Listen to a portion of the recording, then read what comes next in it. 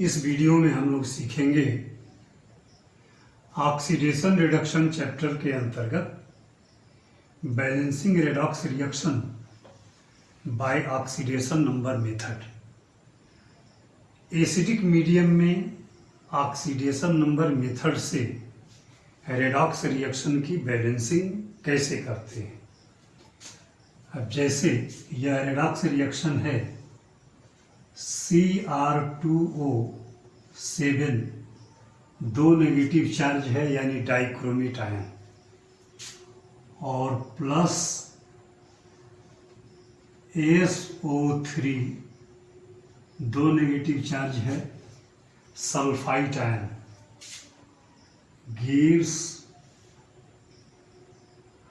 Cr और तीन positive charge chromic ion और प्लस SO4 और इस पर दो नेगेटिव चार्ज है सल्फेट आयन।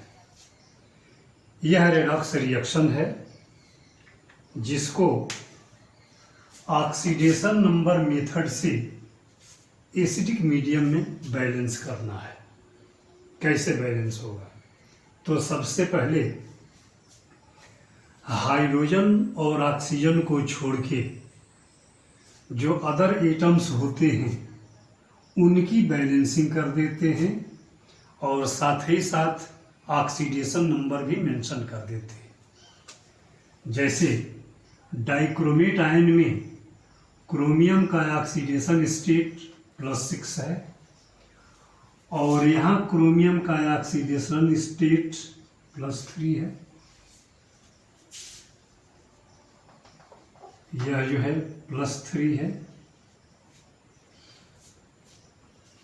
और ये यहाँ पर सल्फर का ऑक्सीडेशन स्टेट कैलकुलेट कर लेंगे तो SO3 2 माइनस है तो सल्फर का यदि X हो जाए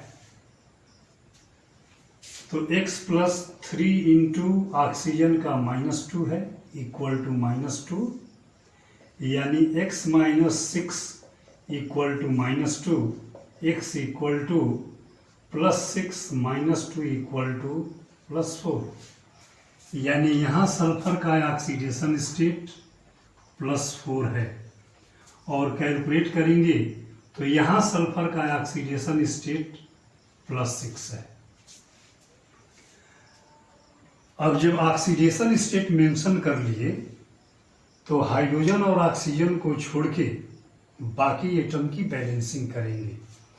तो हाइड्रोजन ऑक्सीजन अगर छूट गया तो यहाँ क्रोमियम है और सल्फर है। क्रोमियम यहाँ 1 है और क्रोमियम यहाँ पर 2 है और यहाँ 1 ही है तो इसको इक्वलाइज करने के लिए यहाँ 2 कर दिए। सल्फर यहाँ 1 है, सल्फर यहाँ भी 1 है। अब जिस सब्सटेंस का, जिस एटम का ऑक्सीडेशन स्टेट इंक्रीज कर रहा हो उसको ऐसे ऊपर की लाइन से ऐड कर दें, ऐसे ज्वाइन कर दें और जिसका डिक्रीज कर रहा है उसको ऐसे नीचे की लाइन से डिमॉन्स्ट्रेट कर दें। जब डिमॉन्स्ट्रेशन हो जाए तो इंक्रीज्ड और डिक्रीज्ड ऑक्सीडेशन स्टेट मेंशन कर देते हैं। जैसे यहाँ पर ऑक्सीडेशन स्टेट सल्फर का +4 है, यहाँ पर +6 है यानी ऑक्सीडेशन स्टेट सल्फर का +4 से +6 हो गया। इसका मतलब कि 2 बढ़ गया तो यहाँ मेंशन करेंगे increase in oxidation state equal to 2, यहाँ साइन नहीं रहेगा यानी ऑक्सीडेशन स्टेट 2 जो है बढ़ गया। यहाँ देखेंगे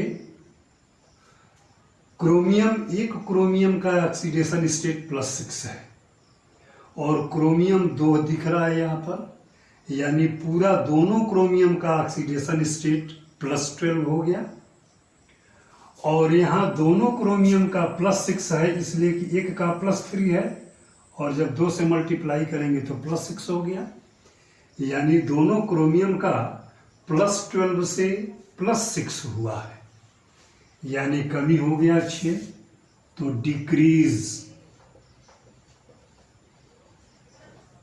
इन ऑक्सीडेशन स्टेट इक्वल टू 6 जो है घटा है।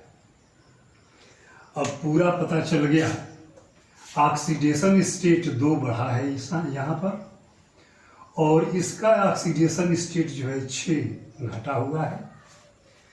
अब बैलेंस करते समय या तो किसी एक इक्वेशन में या आवश्यकता पड़े तो दोनों इक्वेशन में ऐसे नंबर से मल्टीप्लाई किया जाए कि ऑक्सीडेशन स्टेट का इंक्रीज होना और ऑक्सीडेशन स्टेट का डिक्रीज होना ये दोनों बराबर हो जाए, बैलेंस कर जाए।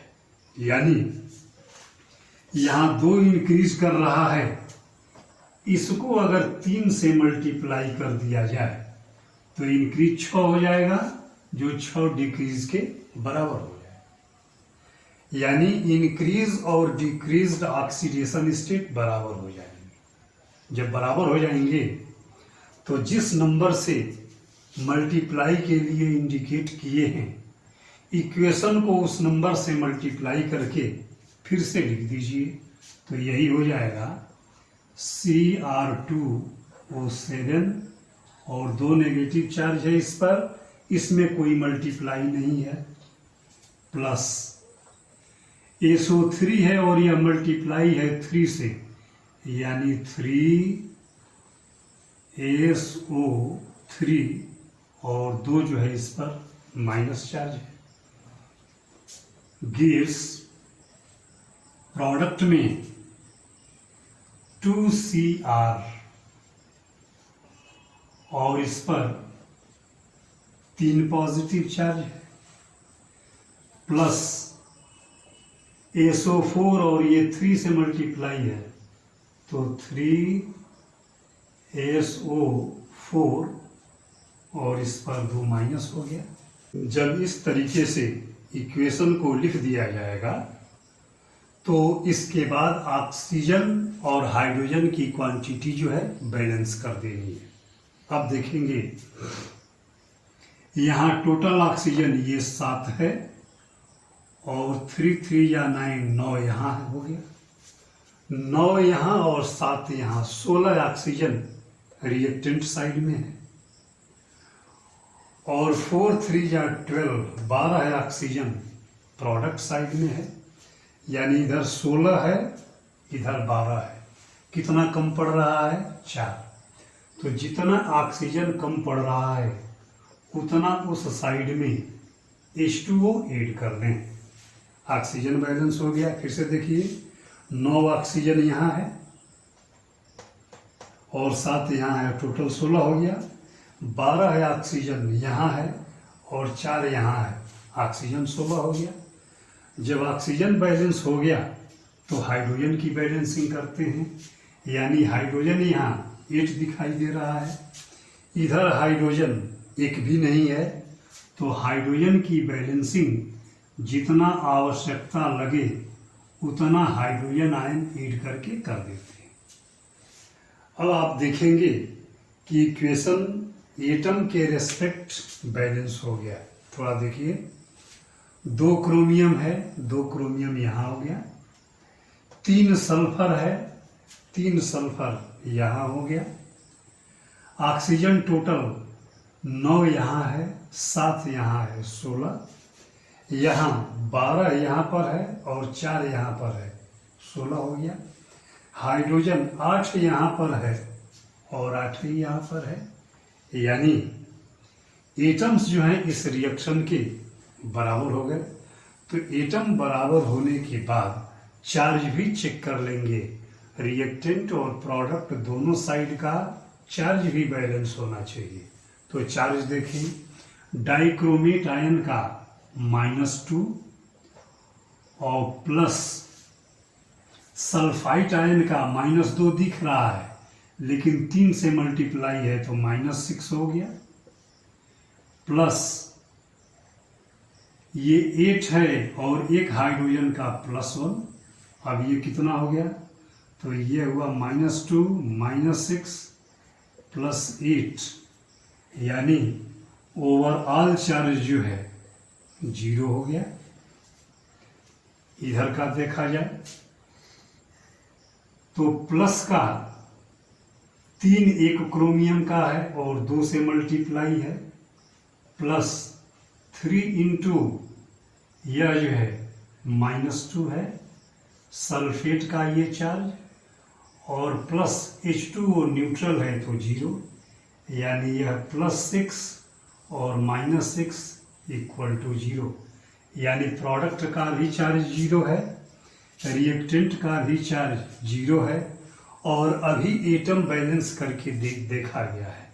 इस तरीके से जब इक्वेशन की बैलेंसिंग करेंगे तो नंबर ऑफ एटम और चार्ज दोनों साइड का बिल्कुल बैलेंस होना चाहिए। यह जो प्रोसेस दिखाया गया, यहाँ जो कैलकुलेशन किया गया, ये ऑक्सीडेशन स्टेट जानने के लिए है और ये दोनों तरफ का चार्ज जानने के लिए। जब चेक कर लें तो कंफर्म हो जाए कि यह जो इक्वेशन है ऑक्सीडेशन नंबर मेथड से एसिडिक मीडियम में बैलेंस है। ये बैलेंस इक्वेशन हुआ। Thank you.